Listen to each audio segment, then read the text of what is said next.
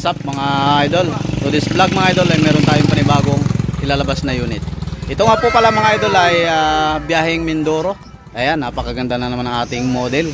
At siyempre nagpapasalamat tayo kay Idol Padix Padilla sa kanyang tiwala sa atin dito sa 5B Welding Shop dito sa Cabuyao, Laguna. Ayan, maraming salamat po sa iyo Idol Padix Padilla. So ayan, ipakita natin sa lahat ng mga idol natin itong kanyang pinagawa na dadalhin sa Mindoro. So ayan. Ito po mga idol ay meron siyang bumper, mayroong dalawang antena, mayroong double belt, at syempre meron siyang ladder dito sa harapan. Meron po siyang ubal mga idol, ayan. Ayan, mayroon po siyang dalawang antena, dalawang handle, at syempre mga idol, meron siyang visor. Ang kaibahan nito mga idol ng carrier nito ay malaki. Ayan, malaki po yung carrier niya. Siyempre mga idol, ang kanyang driver side ay stainless na rin siya at mayroon na siyang windshield. Kasang TMX Honda Supremo pala ito mga. So ito yung kanyang gulong, ayan. Ang kanyang spandel na ginamit natin ay pang Toyota. Ayan. Siyempre mga idol, meron itong ladder, yan, stainless yung nilagay natin. Yan. Ito nga pala mga idol, kung mapapansin po ninyo, galvanize yung pipe niya at saka itong siding. Dahil ang setup na ito ay ordinary mga idol, ginawa na lang natin siyang steel top kasi ni-request ng idol natin, nagpa-steel top siya ng bubong. Yan, para walang bulukan yung bubong mga idol. Yan. Ang combination po nito ay red and army green combination. Ito yung tagalinis natin. Yan mga yan, Honda TMX 150.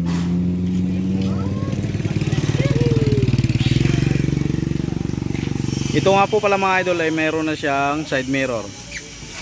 Ayan. Ito po ang kanyang kisame mga idol, red and army green combination. So meron din siya protection at meron siyang lagayan ng battery.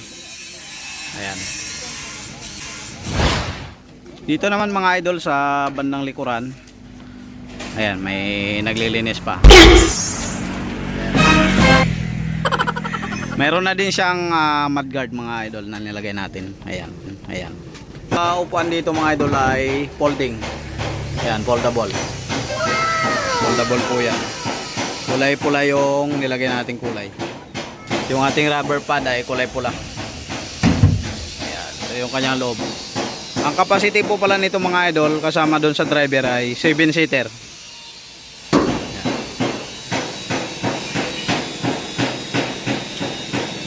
Pagka dito naman tayo mga idol, tinignan natin ang kisame. Ayan.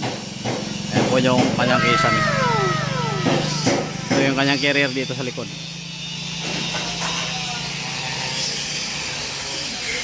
Napakaangas na setup.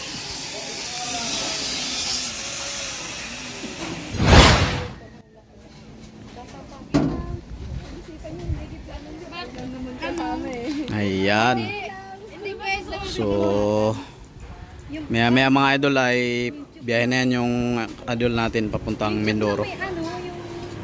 Ayan. Pagaganda. Version 3 ordinary, steel top ang kanyang bubong. Ang halaga nito mga idol ay halagang 90,000 sa mga gusto pong magpagawa. Mag down payment lang po kayo mga idol ng 20,000 para makalay na po kayo sa buwan ng November mga idol. Yung pinaka slot na natin mga idol, buwan na ng November. Yan. Maraming salamat po sa lahat ng mga nanonood sa aking YouTube channel, Mr. M's TV Official. At sa lahat ng hindi pa nakasubscribe, pindutin nyo na yung subscribe at ang bell button mga idol para lagi kayong updated sa mga vlog na aking ina-upload. Magandang hapon at mabuhay po tayong lahat.